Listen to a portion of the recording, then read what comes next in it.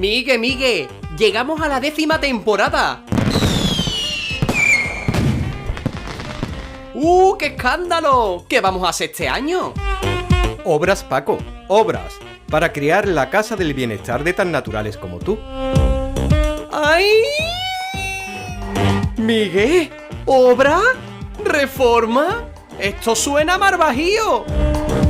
Malaje tienen estos niños. Ojalá entren albañiles en casa. Todos los martes, a las 8 de la tarde, construiremos un hogar para el bienestar al bien ser humano, porque somos tan naturales como tú, en la 10ª temporada. Migue, ¿cómo pasar tiempo? Pi, pi, pi, piri, piri, pi, pi, piri, piri, pi, pi.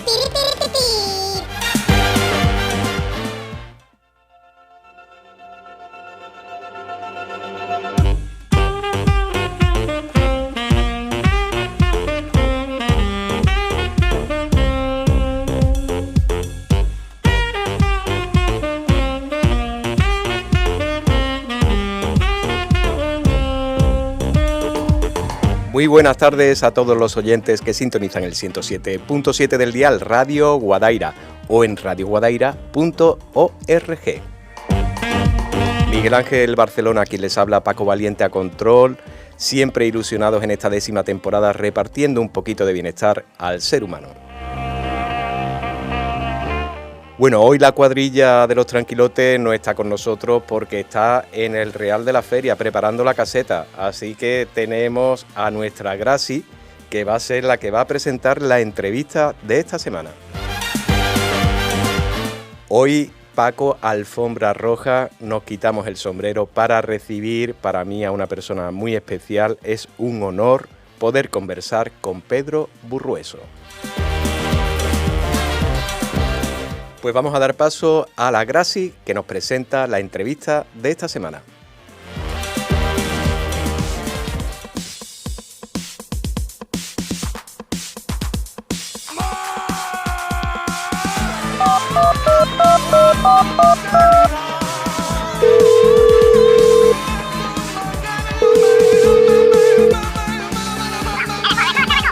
Sí, dígame.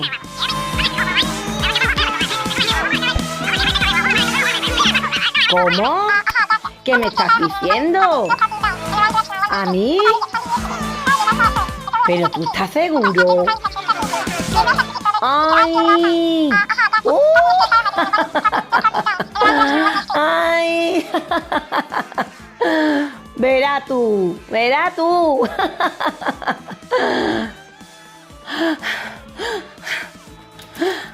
Ay, espérate, hijo, que me están entrando unas calores. Mira, no sé si decirte si me siento feliz o agobiada con lo que me estás contando. Bueno, adiós, Miguel Ángel, adiós. Después te llamo, que a ver cómo se lo cuento a mi marido. Adiós. Págatela bien, el morenón, págatela bien, que han puesto yo aquí para que no me pague por ella. Págatela bien, el morenón, págatela bien. Solucionado. Al final mi marido lo ha comprendido por lo que se ve. Le conviene. Pero qué nervios. Normal, es que este año los de tan naturales como tú han hecho de mí un artista. Y como que me han dicho que tengo que estar a las 8 de la tarde en el Auditorio Rivera de Guadaira. ¡Uy! ¡Qué nervios! A ver qué me pongo. Ay, que ve que cuando me pongo nerviosa me da por reírme. Ay, me voy a poner a hacer una mijita de ribindi. A ver si me relajo. Es que con la oxigenación me mareo un poquito, pero como que me relajo. Bueno, pero vamos, esto va a ser sonado. Que va a venir a Alcalá de Guadaira el líder del mejor grupo de rock de los 80. Yo, que era fan del grupo Claustrofobia. Aquellos tiempos deseando estoy de conocer a... El Burruezo. ¡Oy, oy, oy, oy! ¡Qué ilusión! Me voy a llevar los discos que tengo para que me los firme. Que me gustaba.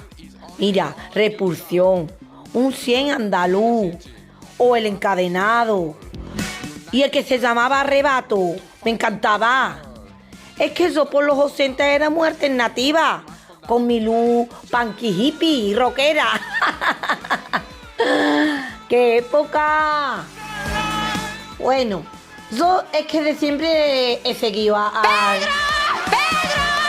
El Burruezo, que es ahora una referencia internacional en música antigua. ¡Qué lujo tener la oportunidad de verlo! Estoy pensando de prepararle una performance para cuando llegue. Me voy a poner este vestido de la princesa Jazmín y voy a hacerle la danza de los 7 velos. Le va a encantar. Me ha contado el Paco Valiente y el Miguel Ángel que viene a presentar un libro que se titula Autosuficiencia. ¡Uy, uy, uy, uy! Va a quedar precioso cuando llegue yo bailando con la barriguilla afuera.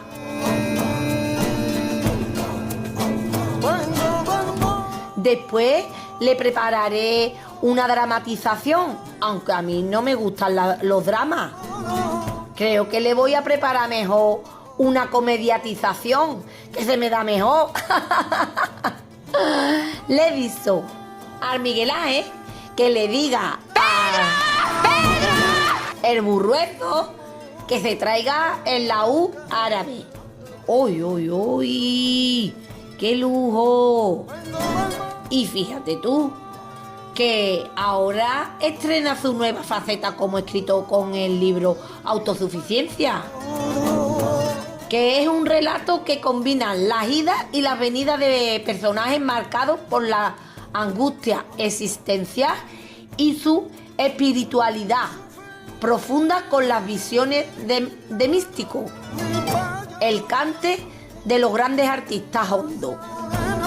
¡Uy, qué bien hablo, coño! Sale hasta el Antonio Mairena. Te lo voy a poner esta noche y a mi prima del sol. Una crítica furibunda a una sociedad que se encuentra al borde de un gran colapso global. ¡Toma ya! ¡Qué arte más grande! Total, que vamos a prepararle una bienvenida que se va a quedar con los ojos como huevos fritos cuando nos vea. ¡Ay! Los de tan naturales como tú le dijeron a... ¡Pedro! ¡Pedro! El Burruezo, que yo le voy a hacer la presentación. ¡Qué nerviosa estoy! ¡Y qué calor! ¡Me ha entrado! ¿Será la menopausia? Mira que yo estaba enamoradita de este hombre. Pero llegó mi amiga, la Ángeles, la Parra, y como que se los llevó. ¡Ay, ay, ay, ay! Bueno, señoras y señores, vamos a darle la bienvenida a Pedro,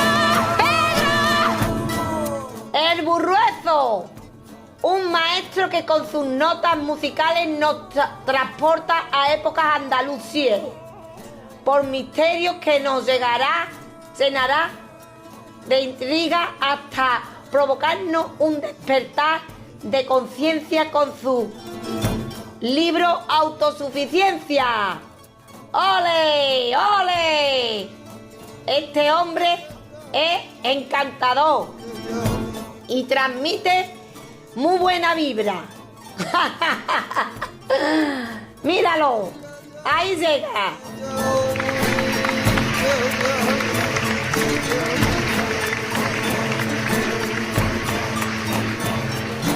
Pedro, Pedro.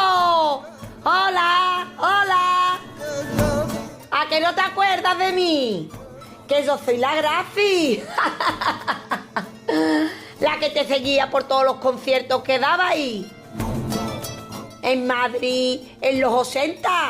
Míralo, se ha reído y todo al verme. Bueno, todos calladitos. Vamos a acusarlo.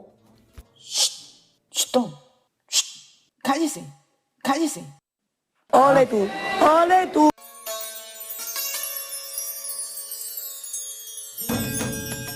Tan naturales como tú, con Miguel Ángel Barcelona en Radio Guadaira. Bueno, después de esta disparatada y escandalosa Graci que nos ha presentado a Pedro Burrueso, pues no nos queda otra que, como hemos dicho, quitarnos el sombrero, esta alfombra puesta en Radio Guadaira para recibirlo. Para mí es un honor poder conversar con él. Muy buenas tardes, Pedro. Hola, ¿qué tal? Buenas tardes. ¿Qué tal? ¿Qué arte, hijo? ¿Qué arte? Está loca perdida la Graci. ¿Qué arte? Bueno, mira, para nosotros de verdad es un gusto, de verdad es un honor poder entrevistarte y poder lanzar en la onda de Radio Guadaira, en el programa Tan Naturales como tú, tu percurso de vida, tu voz, tu música, y lógicamente vamos a descubrir ahora esa faceta nueva de escritor. Pero antes de comenzar toda esta entrevista, yo quiero conocer quién es Pedro Burrueso, cómo podemos definir la figura de Pedro Burrueso. ¿Qué nos podías decir, Pedro? Bueno, de hecho hay una película que se llama Las tres vidas de Pedro Burruezo, una película que ahora justamente a finales de este mes se va a estrenar en Barcelona la segunda parte, o sea que como que tengo 6 vidas, ¿no? Entonces, bueno, la verdad que todo el mundo me define como alguien muy polifacético. Hago discos, hago música, hago conciertos por todas partes. También soy hortelano orgánico. Milito en el ecoactivismo, colaborando con Biocultura y dirigiendo un medio que se llama El Ecomensajero Digital, en el que promocionamos todo aquello que tiene que ver con la agroecología, con la permacultura, con las formas, digamos, de vivir y de sentir sostenibles. Y ahora, pues justo ahora, hace un par de meses o 3, se acaba de publicar una novela que se llama Autosuficiencia y que bueno, me está sorprendiendo el hecho de que está teniendo una gran acogida, sobre todo por parte de la crítica y por parte, pues, de todo el mundo, de un sector del público que está interesado en conocer, pues, digamos que historias de profundo calado espiritual, pero en nuestra época. Y ahí estamos, en la batalla contra un mundo que como habéis explicado muy bien, pues se dirige hacia la autodestrucción y hacia el colapso. Qué interesante, porque antes de hablar de este libro, yo todas las personas que comentaba que iba a entrevistar a Pedro Burrueso, había algunas personas que cuando le hablaba del grupo Claustrofobia, algunos de ellos lo conocían y la verdad que era bastante simpático el poder hacer ese flashback hacia atrás, hacia el pasado, y que nos contaras un poquito esa historia de ese éxito, porque fue considerado uno de los mejores grupos de rock de España. Sí. Cuéntanos un poquito ese percurso de Claustrofobia. Bueno, más que de rock, digamos, de las músicas un poco más avanzadas, ¿no? Uh-huh. O sea, nosotros fuimos pioneros en muchas cosas, ¿no? En los años 80, pues yo creía que la gran revolución, pues, estaba, pues, en la provocación, ¿no? Y bueno, a mediados de los 90, pues ya me di cuenta de que la gran revolución no estaba en la provocación, sino en, digamos, pues, en volver a la armonía con la Tierra y con todo el cosmos, tanto exteriormente como interiormente, ¿no? Y yo diría más, a la armonía con uno mismo, uh-huh, y con la familia, con la sociedad.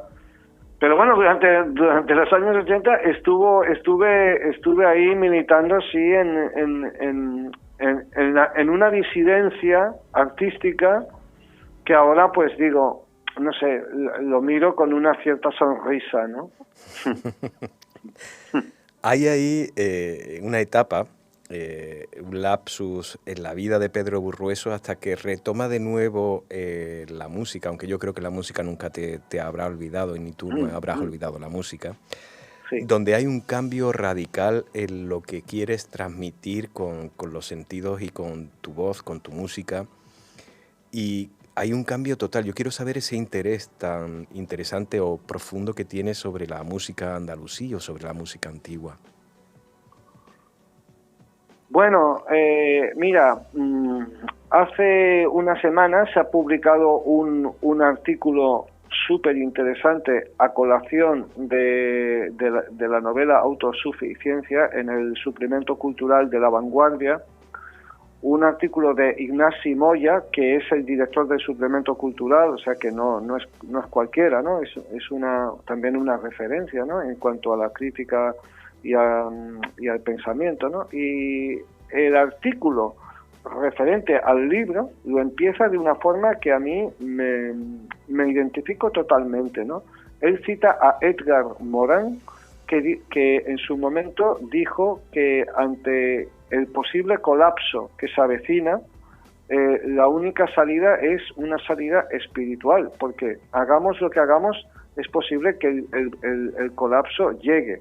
No sé si ahora o dentro de 50 años o dentro de 200 años, pero en cualquier caso llegará.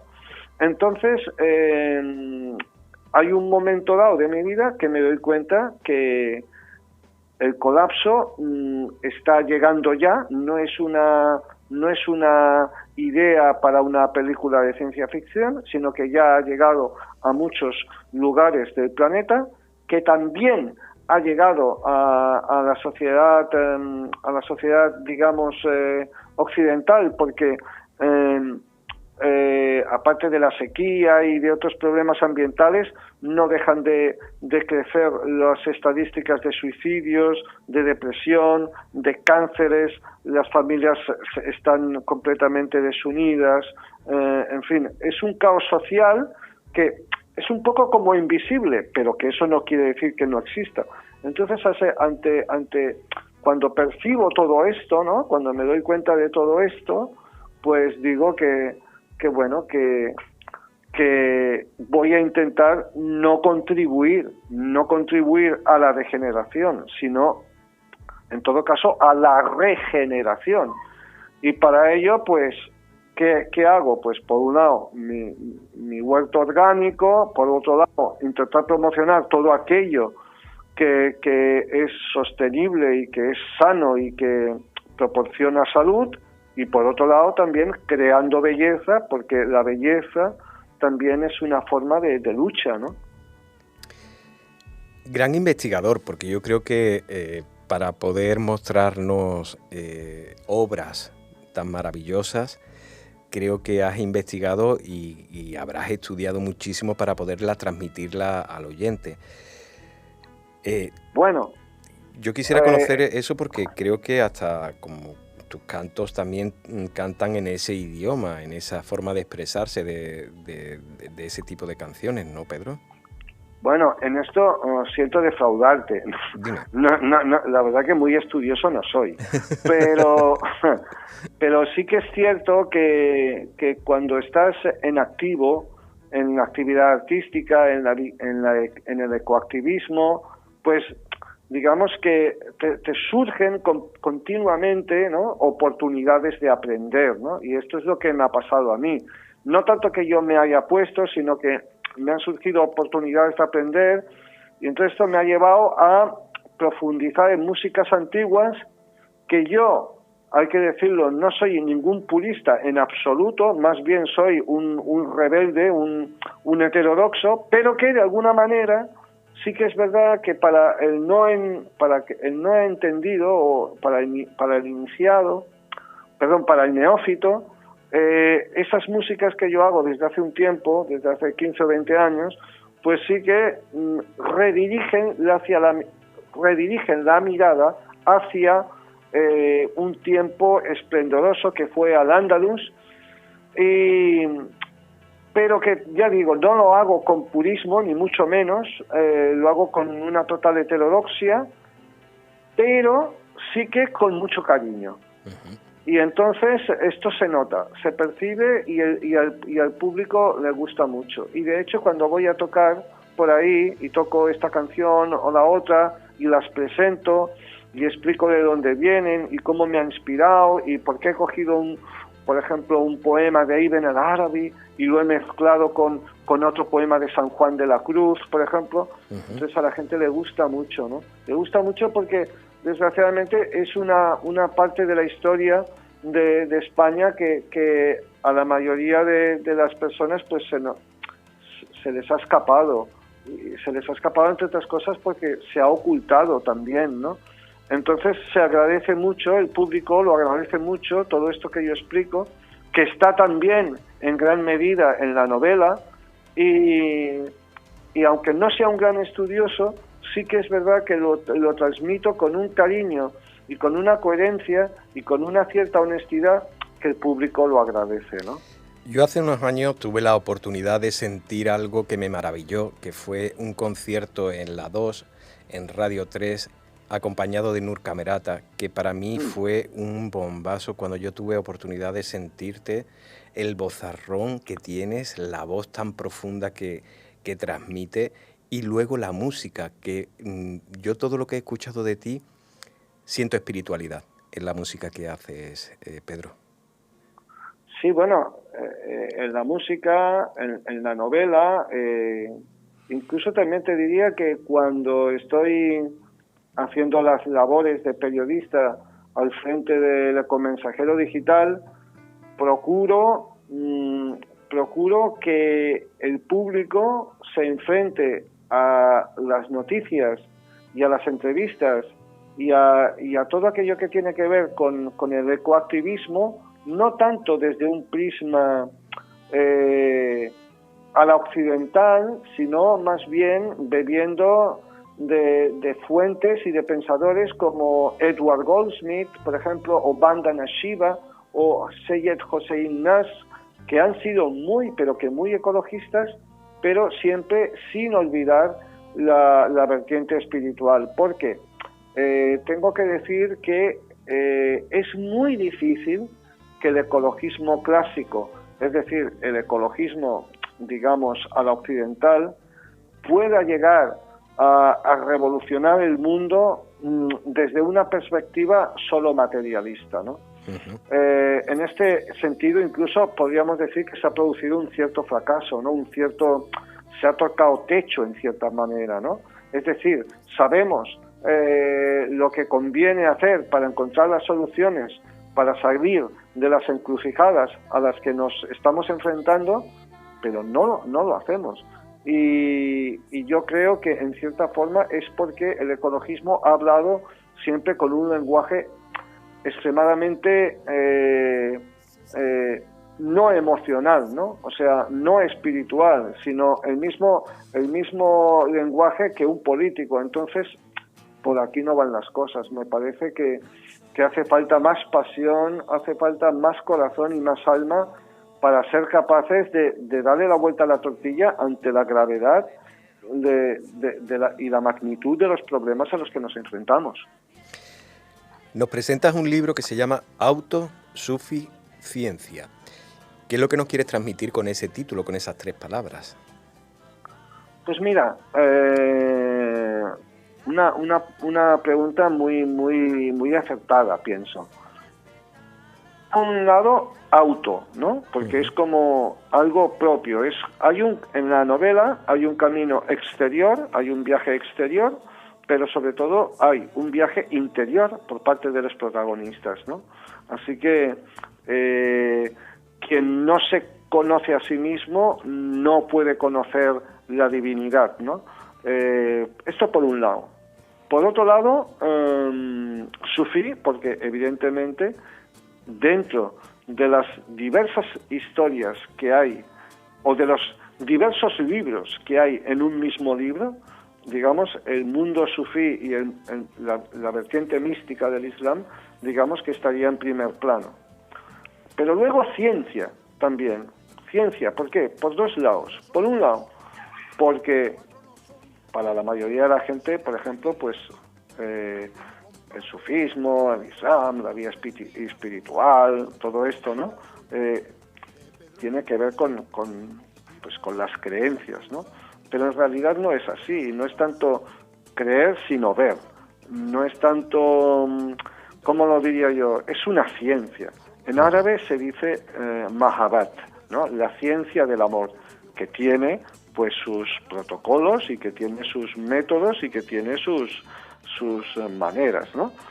Pero por otro lado también ciencia, porque uno de los posibles libros, ya digo, que existen o que viajan, ¿no?, en la misma novela, es el tema de cuáles son las consecuencias de la exposición a productos tóxicos, ¿no? Los protagonistas de la novela están obsesionados con el asunto de la exposición a productos tóxicos y especialmente con la exposición a disruptores hormonales que están presentes, pues, por ejemplo, en pesticidas, en fungicidas, este tipo de productos químicos, ¿no?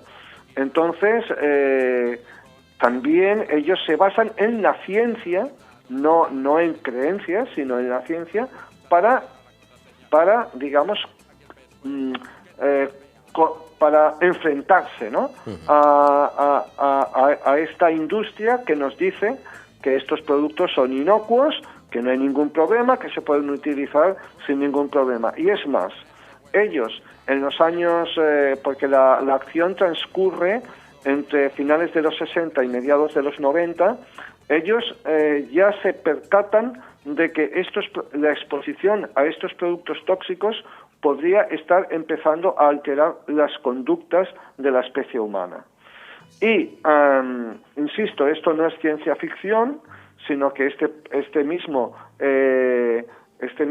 fin de semana en Biocultura Barcelona, con el gran experto en estos asuntos, una referencia internacional que es andaluz, de allí, de Granada, Nicolás Olea, pues hemos estado hablando sobre el asunto y realmente hay ya un cierto consenso, al menos entre la ciencia independiente, de que efectivamente existen unas consecuencias de carácter fisiológico ante la exposición a productos tóxicos, como podría ser la aparición de cáncer, la esterilidad o las alergias, por decir algo, pero también al mismo tiempo podrían estar empezando a alterar las conductas, ¿no?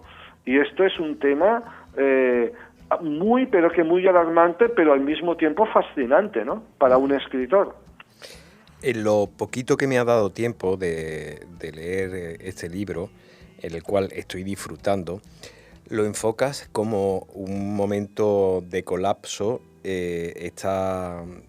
Se realiza o se acciona esta novela sobre los 60 a los 90, pero creo que es atemporal, porque estoy leyendo ahora y creo que a lo mejor eso que es lo que nos estás contando en esa época, creo que puede ser totalmente traída a este momento de la vida, Pedro. Bueno, de hecho, digamos que hay una continua feedback entre los protagonistas, ¿no?, de la novela, que viven en los años 60, 70, 80 y 90, y el narrador, en el que estos protagonistas empiezan a vislumbrar cuáles van a ser las encrucijadas a las que se va a tener que enfrentar la humanidad en las próximas décadas, ¿no? Como por ejemplo el calentamiento global, lo que ya he citado de la exposición a productos químicos y otros problemas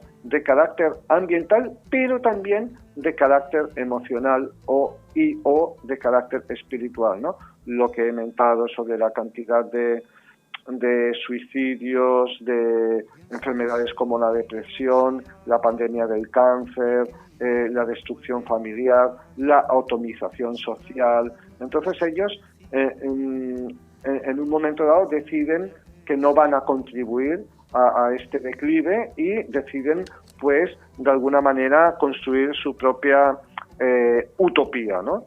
Utopía es una palabra que dice algo así como que algo que no existe, pero realmente ellos lo hacen verdad, ¿no? Y de hecho, al final de la novela, pues todos los protagonistas podríamos decir que alcanzan un gran nivel de plenitud espiritual, pase lo que pase en el exterior, que yo creo que esta es la clave de la novela, ¿no? Hay 3 puntos que localizas esta novela, que es en el Ampurdá catalán, Granada y Larache. Cuéntanos un poquito por qué esos 3 puntos que hacen visible la escenografía de esta novela.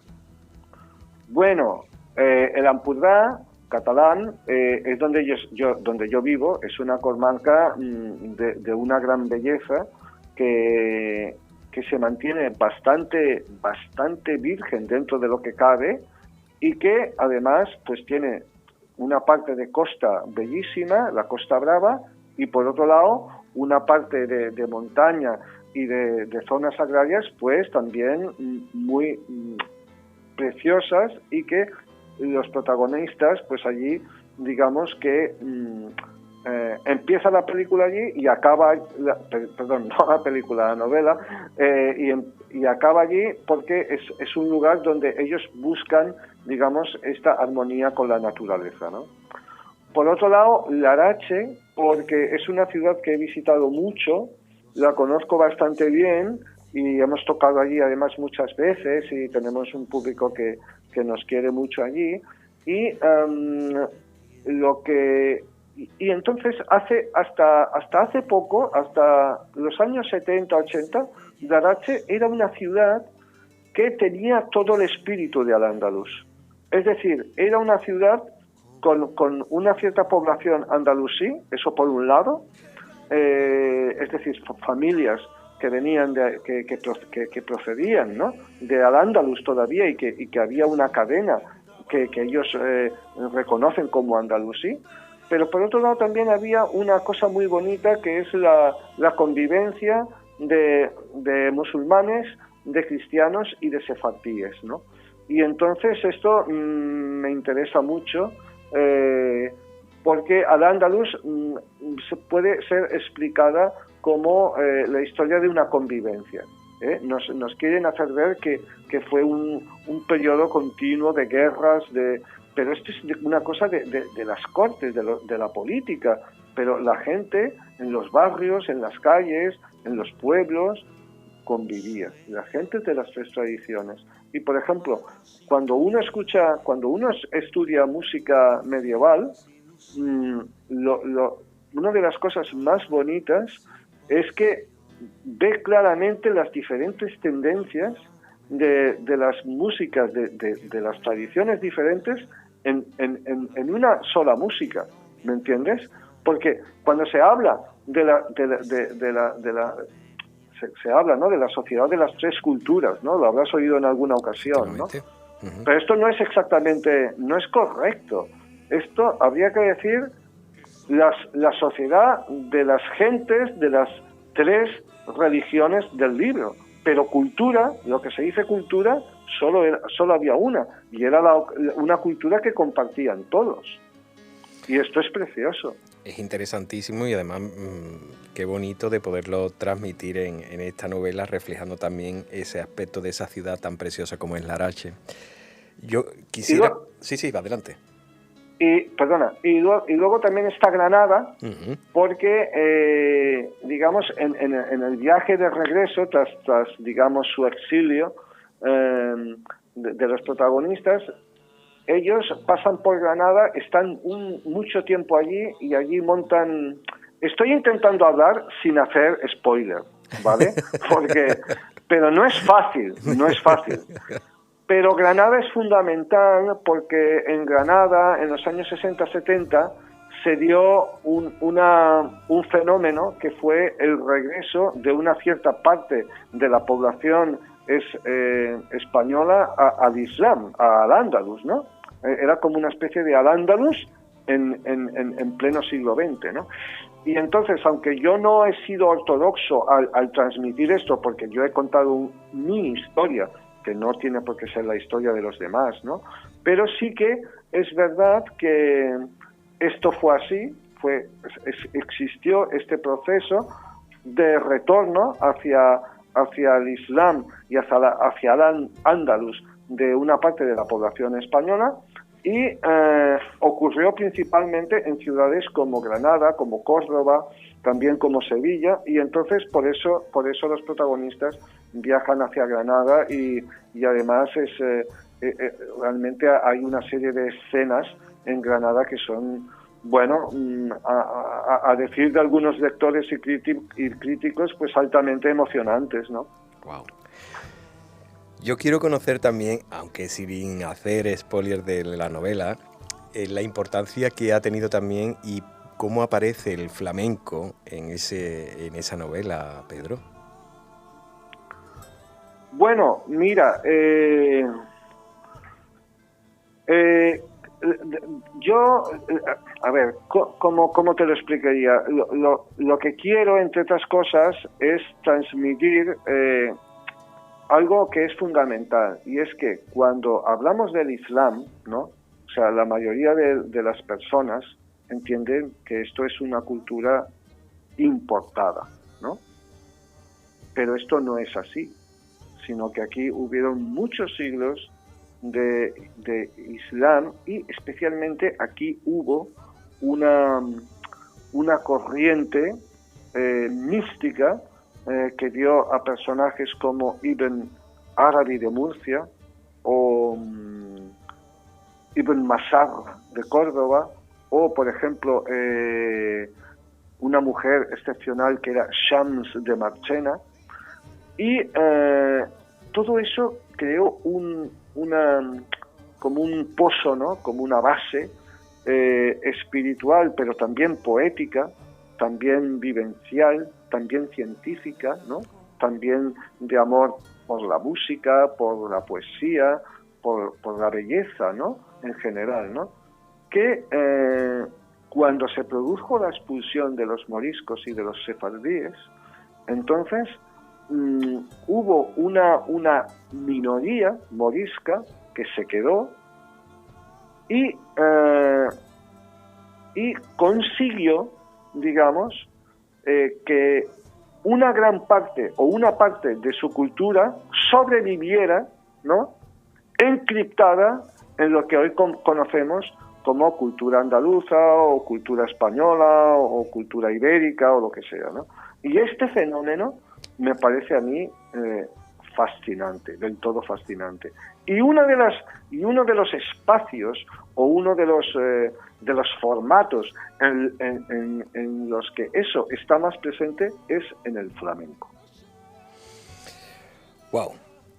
Llegado este momento, yo te voy a ser sincero, Pedro, te he conocido, pero no tenía tanto conocimiento de Pedro Burrueso, entonces me he dirigido a personas que te conocen para conocer un poquito más de ti.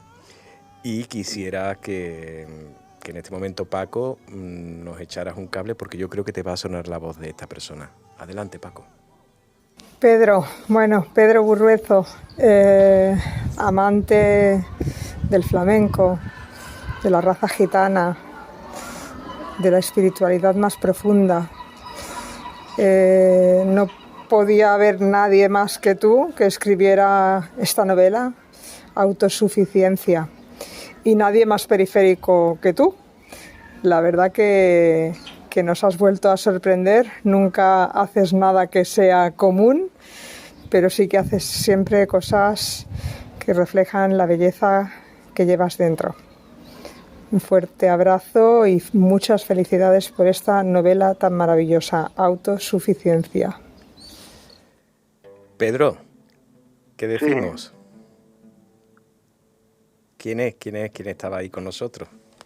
Bueno, ¿quién va a ser? Pues Ángeles Parra. Olé. Toda una referencia también del ecoactivismo y sobre todo de dar a conocer la agricultura ecológica en España, ¿no? Que cuando ella empezó, pues aquí nadie hablaba de eso. O sea, ella fue una predicadora en el desierto, pero fíjate que 40 años después, pues eso ahora mismo es una tendencia importante que incluso hasta las marcas más convencionales copian. Es admirable la labor que ha realizado, pues yo creo que más de 40 años luchando e intentando de llevar esa voz del ecologismo y lógicamente con la creación de biocultura, que en este momento, yo creo que fue esta mañana cuando hablé con ella, estaban desmontando la gran maravilla que habéis tenido la oportunidad de vivir este fin de semana en Barcelona, ¿no? Sí, afortunadamente el sector, digamos, ecológico vive un buen momento, se está recuperando tras el estancamiento que conllevó la alta inflación del año pasado y también un poco los problemas que conllevaron la pandemia, ¿no? Pero se está recuperando fuerte y sobre todo me gusta mucho el hecho de que a Biocultura Barcelona este fin de semana pues ha venido mucha gente joven, mucha gente muy joven, diría yo. Algunos jóvenes, pero otros muy jóvenes, y no venían en familia, venían ellos solos y porque aspiran, porque anhelan vivir en un mundo pues que sea más armónico, que sea más sano, que sea más bello, pero también en el que haya más justicia social, porque no podemos olvidar que sin un ambiente sano es imposible la justicia social, ¿no? Entonces, de hecho, quien más padece los desastres ambientales son los más pobres y especialmente, pues dentro de los más pobres, pues las mujeres y los más desvalidos, ¿no? Entonces, digamos que quien ha ganado las elecciones en Cataluña este fin de semana ha sido Biocultura y eso me encanta. Olé. Y me pone muy alegre porque yo la verdad que no soy la alegría de la huerta, o sea, tiendo más bien al pesimismo, ¿no? Pero ver mucha gente joven en Biocultura este fin de semana pues me ha alegrado mucho, la verdad.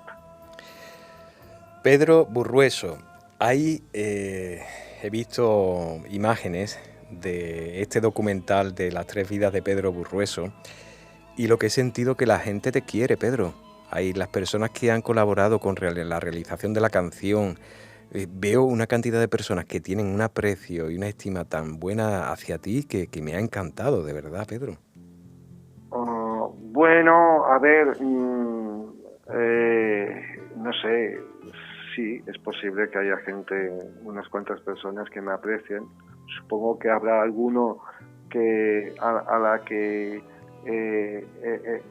las cosas que digo y las cosas que hago pues quizás no le agraden porque a lo mejor le hace plantearse demasiadas cosas, pero digamos, podríamos decir que sí, que soy una persona que tengo más amigos que enemigos. Uh-huh. Qué bonito. Presentándonos el libro Autosuficiencia.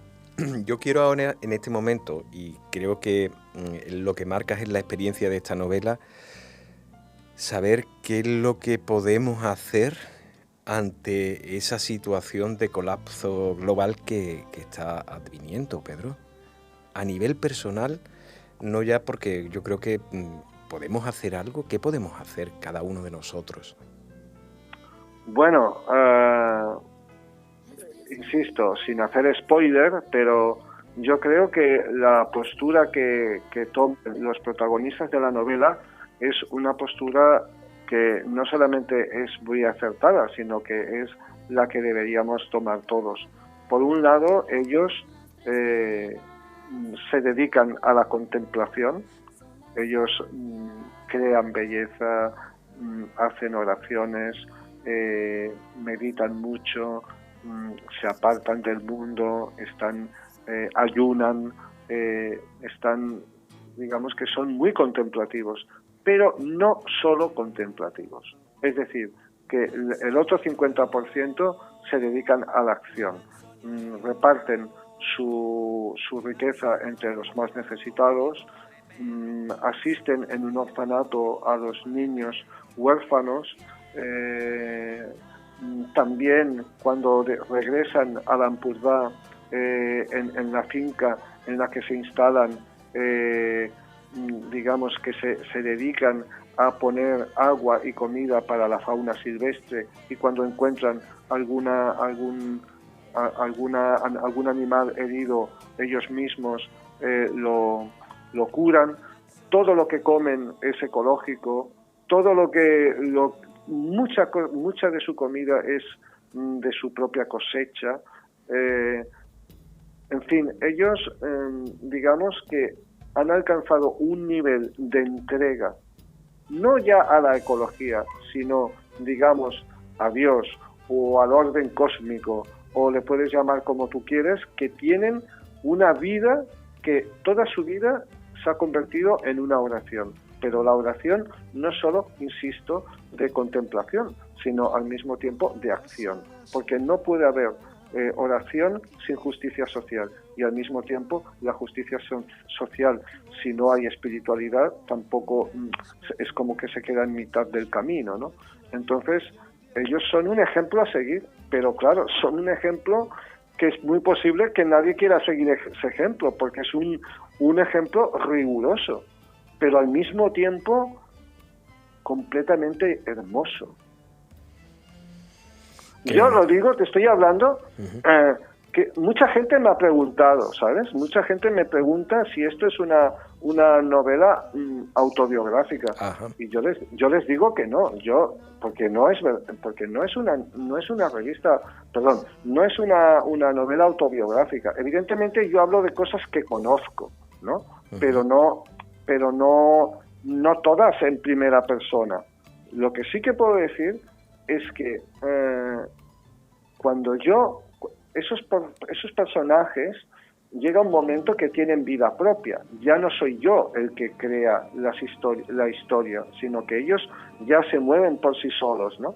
Entonces lo que sí que te puedo decir es que de alguna manera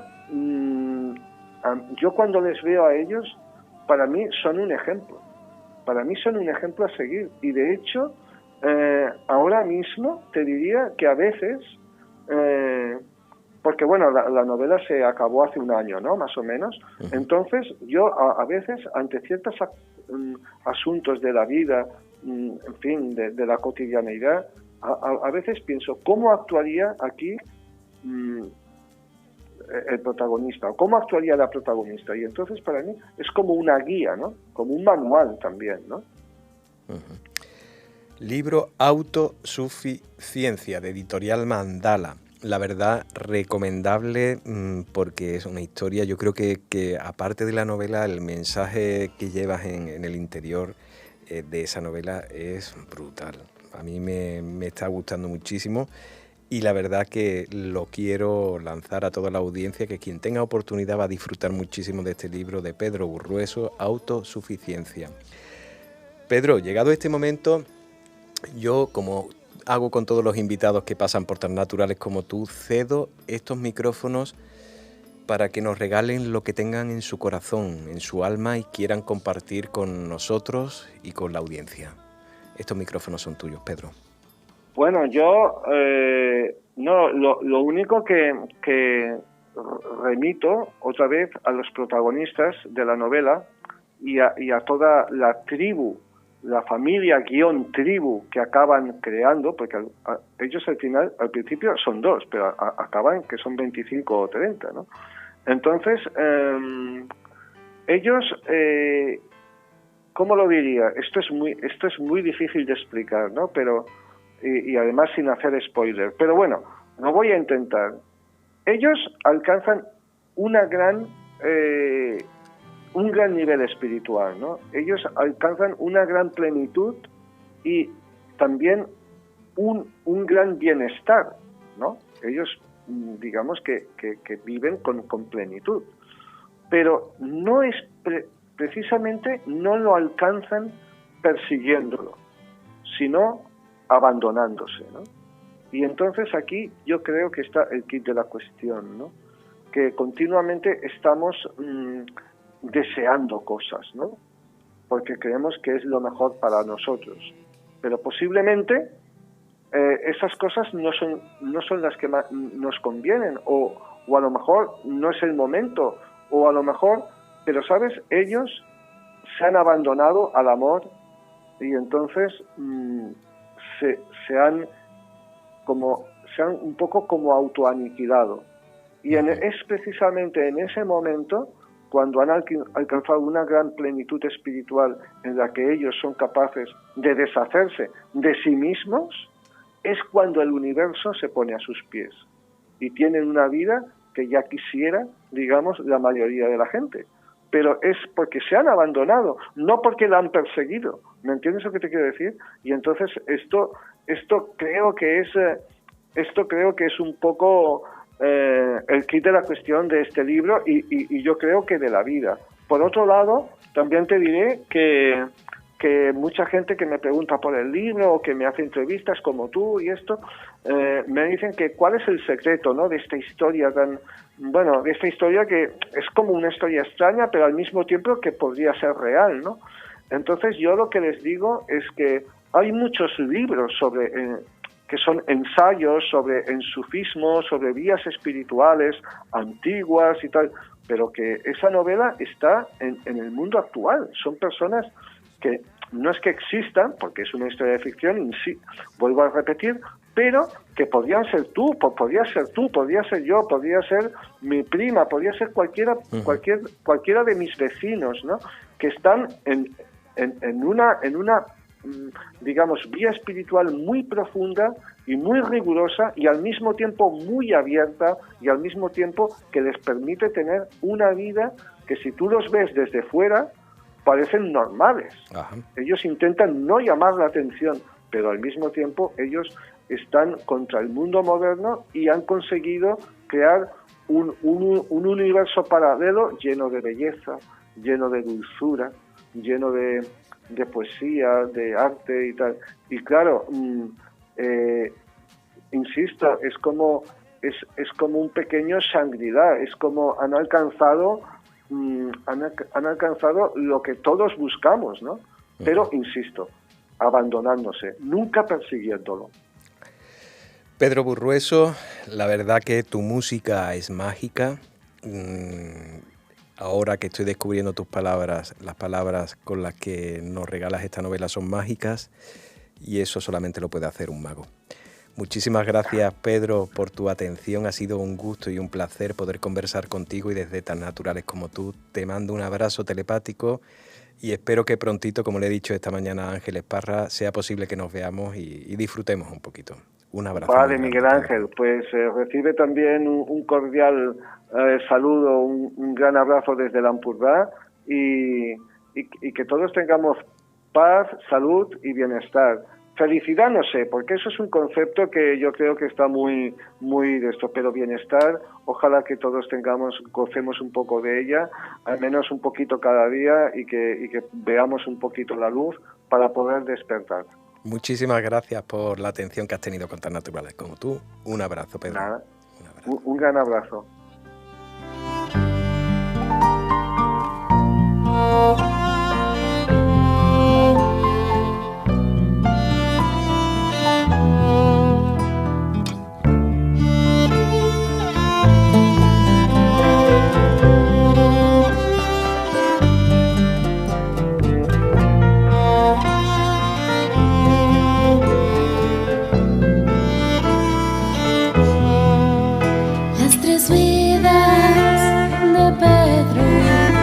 Las tres vidas de Burruezo, claustrofobias, la vanguardia, la bohemia, camerata. Las tres vidas de Pedro son la esencia de Burruezo, lo divino, las palabras, sus canciones, su guitarra.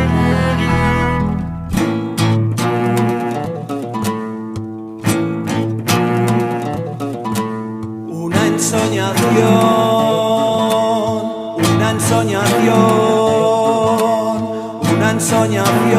tuvo mi compadre Pedro, una ensoñación, tuvo mi compadre Pedro, que la tierra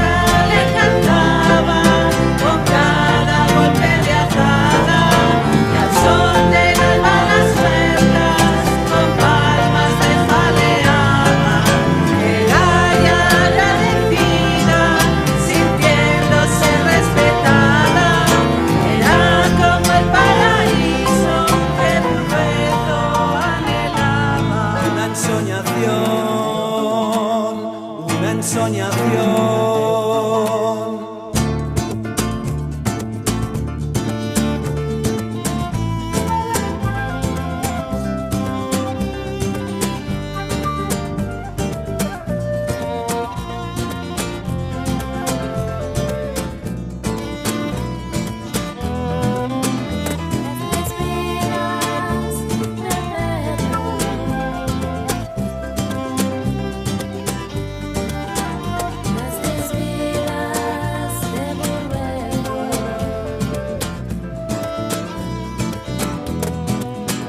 No son dos, cuatro no son las tres vidas de mi compadre Pedro Burrueso, son las tres vidas, son las tres vidas, son de Pedro Burrueso. Y van al son, que no son dos, cuatro no son, que son las vidas donde compara Pedro Burrueso, que son las vidas, que son las vidas, son de Pedro Burrueso. Y van al son, que van al son, que van al son, que van al son, que van al son, que no son dos, cuatro no son las tres vidas, no me compara Pedro Burrueso, que son las vidas, son las tres vidas, son de Pedro Burrueso. Que van al son, que van al son, que van al son, que no son dos, cuatro no son. Como quiera que haya sido, yo que he llegado, orgulloso persuasivo de medio lado. Gracias a los sabios que en el mundo han sido, su palabra con sentido siempre andan conmigo. Piensa los momentos, satisface tus deseos, ya sabes que aquí la fiesta no para feos. Cualquier rincón en lo que he estado, la gente con mis rimas siempre ha vibrado. Intento compartir lo que la vida enseña, dan a cosecharla te dará la contraseña. Ahora me juego aquí el pescuezo, que no lo rapea Pedro Burrueso.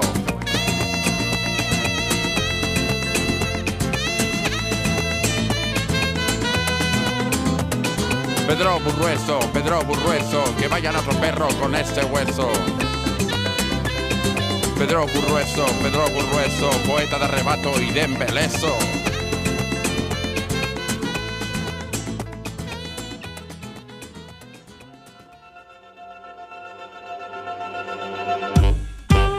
Bueno, cuando llega este momento siempre una maravilla haber finalizado el espacio Tan Naturales como Tú, lleno de emoción, de mensajes, de la vibración de los invitados, y en este caso Pedro Burrueso. Pues nos queda solamente indicarles y emplazarles que la semana que viene será el último programa de la 10ª temporada de Tan Naturales como Tú. Estén muy atentos, el martes que viene regresamos con este espacio que repartiremos en esta 10ª temporada el último poquito de bienestar al ser humano. Paco Valiente a control, Miguel Ángel Barcelona aquí les habla, siempre ilusionados en este proyecto que nos lleva adelante en esta aventura de Tan Naturales como Tú. Pues sin más, les emplazo hasta la semana que viene.